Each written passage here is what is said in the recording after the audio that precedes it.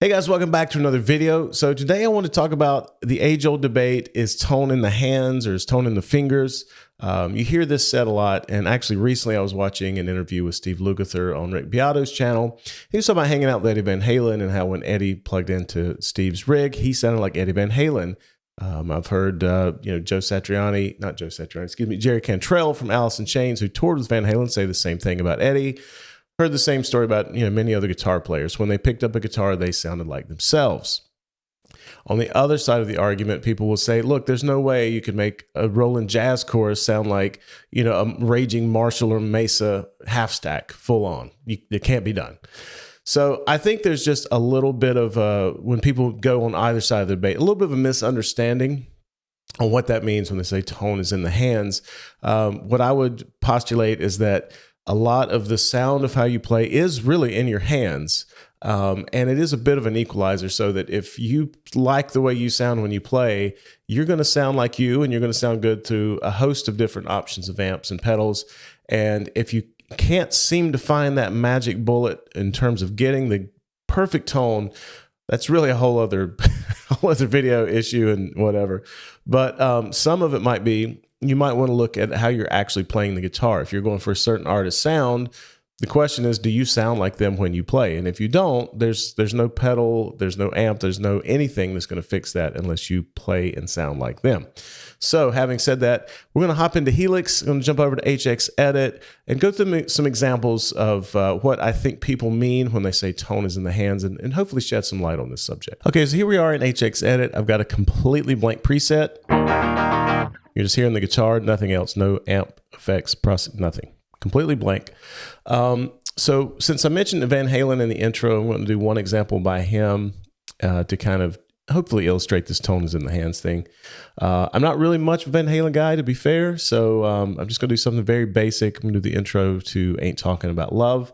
I'm going to play it first, very generic and bland and basic, without trying to get any of Eddie's feel. And then I'll try my best anyway to duplicate or replicate more the way he plays it. So to give you, hopefully you'll get to hear what I'm talking about, and then we'll throw an amp model on and see how quickly we can get to a Van Halen tone. So here's how that intro part goes.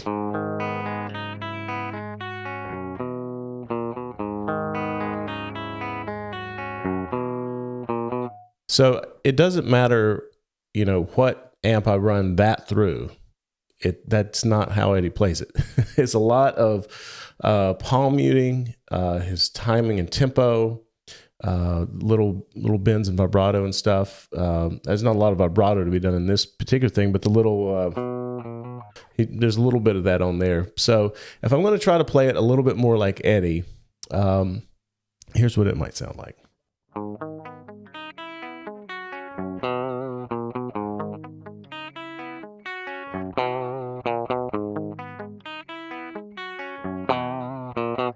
So you've got the palm muting, helps to separate the notes, emphasis on different notes, timing, kind of a little bit of push-pull. I mean, you get to the little bit of vibrato there. So all these things are adding personality. So if you go, well, which one sounds more like Van Halen? Or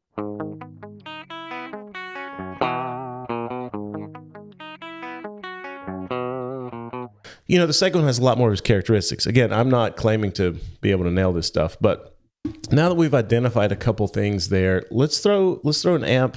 Let's throw an amp in here. We'll do something real simple. We'll go old school Van Halen. I know there's a PV model in here, but let's go old school. That's not the one. Looking for the jump plexi. Let's throw a reverb on here. Whatever. Do something. All right, that's fine. And let's do a little, to be honest, I can't remember if he uses the flange or the phase on this, so we'll do that, and then maybe a little bit of delay.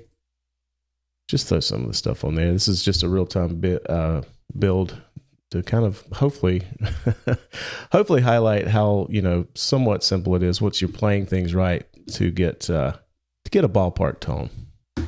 All right, let's see kind of what we're getting. All right, too much feedback. Mix. Pull the mix back a little bit on that. I'm putting this modulation in front of the amp because that's how Eddie would have run it back in the day. For anyone that wants to point out that modulations go after. Let's quiet it down a little bit. Let's see.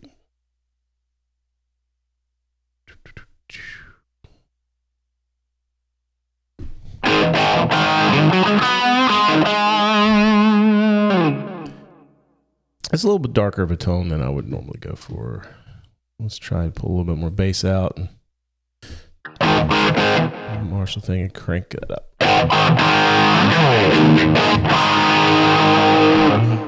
Okay. Again, this you see how quickly I threw this together. So obviously not a dead on Eddie impersonation, but I'm going to play them again the vanilla way and then try to sound kind of like Eddie Van Halen. So this is what it would sound like without doing any inflections or muting or anything.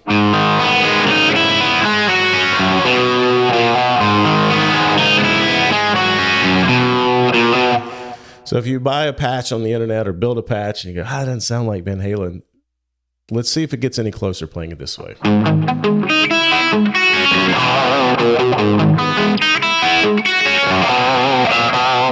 So you can hear it sounds like a Van Halen song. Again, excuse my playing of it, but you get the idea, right?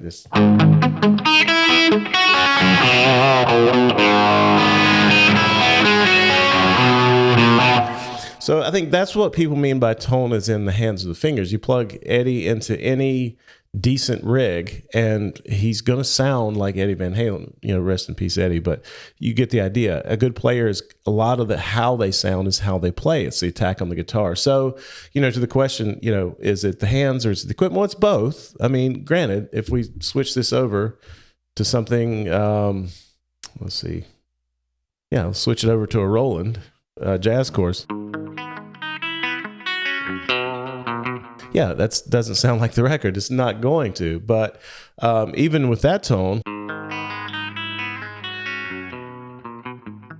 you still get the difference. But so hopefully that illuminates a little bit of that as far as what can be gained by learning to play like the artist you are trying to emulate.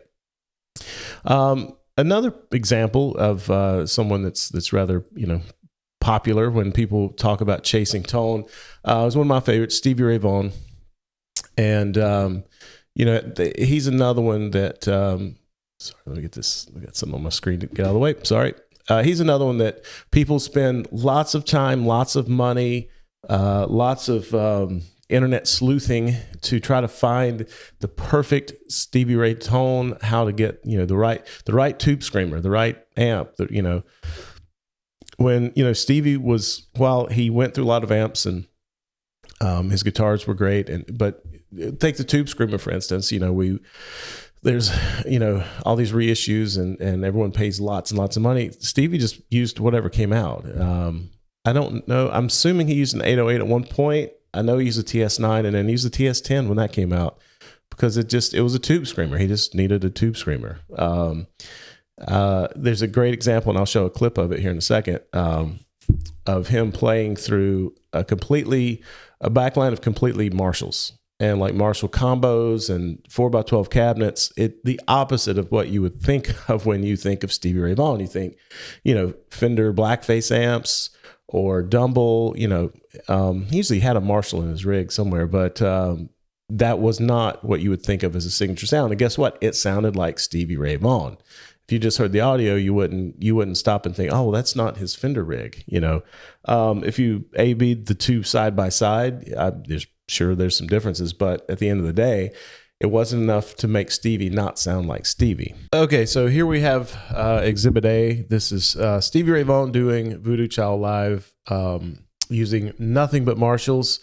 Before you see the Marshalls, I want to show this clip of him doing the first solo because the gentleman, you can kind of see here with the white shirt, walks up with a camera and reaches out and shakes Stevie's hand. Stevie reaches out with his right hand during the first solo, and not during just a bend and hold. It's one where there's a pretty little interesting lick going on, and he makes it where his left hand was insanely strong. He makes it work just with his left hand. Anyway, I'm going to show this as a guilty pleasure because I want to see it. Then I'll skip ahead where you can really get a good shot at the back line. But the point is, it sounds like Stevie Ray Vaughan. Here we go.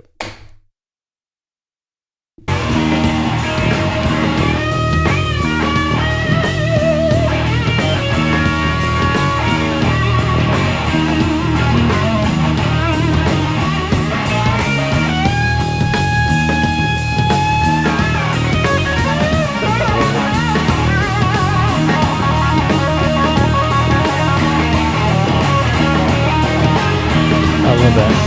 Anyway, all right, let me get ahead to where we can see the back line a little bit better. Somewhere in the 9-minute-ish mark. None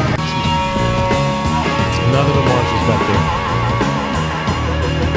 It just seems, as a longtime Stevie Ray fan, it just seems it's breaking my mind. The first time I saw this, it did not compute. Again, it's his play.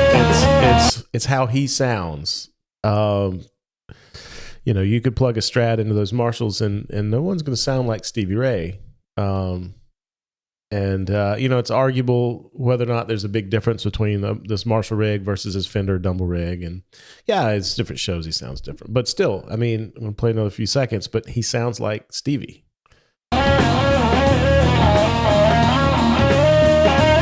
Again, his left hand is so strong.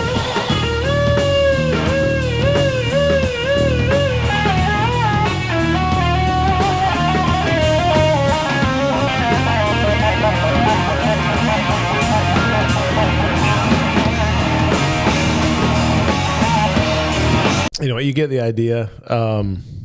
Yeah. Back to our regularly scheduled programming.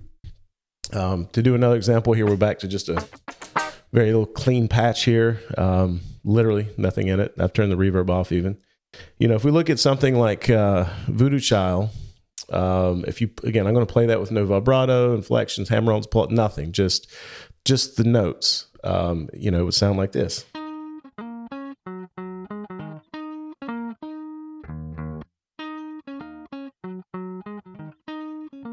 If you're playing it that way, there is no amp in the world that's going to make you sound like Stevie Ray Vaughan. It's just, that's not what he sounded like. So I'm going to add in some embellishments to try to, make it sound more like Stevie Ray would. Again, I'm not Stevie Ray Vaughan, never will be, but for sake of demonstration. So here we go.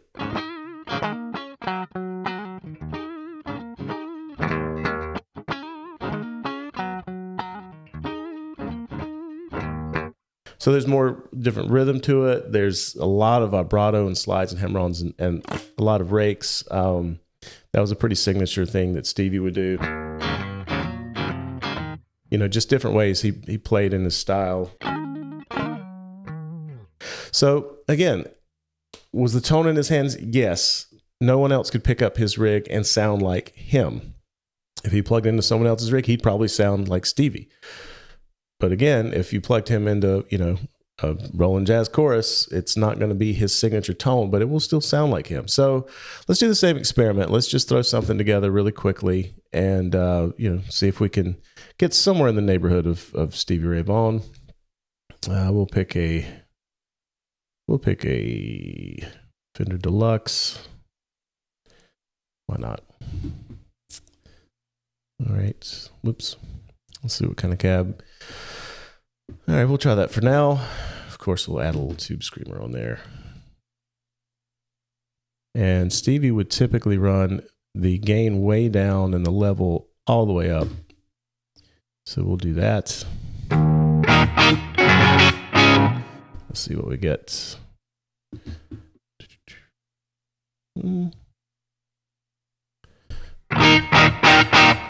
All right, so again, 2 seconds.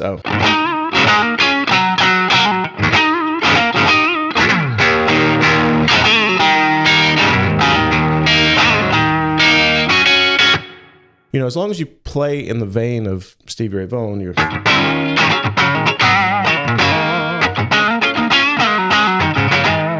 Excuse the sloppiness, but you get the idea. Again, if we go back to...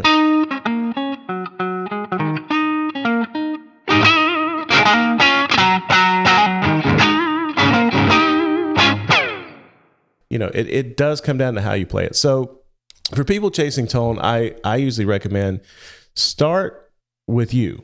All right. Unplug the guitar completely. Sit with an electric guitar unplugged and be honest with yourself. Play and determine, do you sound like the person you're trying to emulate? Because, if you're a shredder and your whole thing is built on speed, and then you try to go play some blues licks without having a background in that, and certainly the opposite is true. More me coming from a blues background, if I try to do some, three notes per string legato licks, it's not pretty. So, you really have to adapt your playing to the way you want to sound. So that's kind of the takeaway from this. It's just funny. I see this debate, going on from time to time, and people kind of weigh in on both sides. And again, I think the equipment matters. So, but maybe more so the hands and the talent of the player, because it is much easier. It is much easier to change your equipment.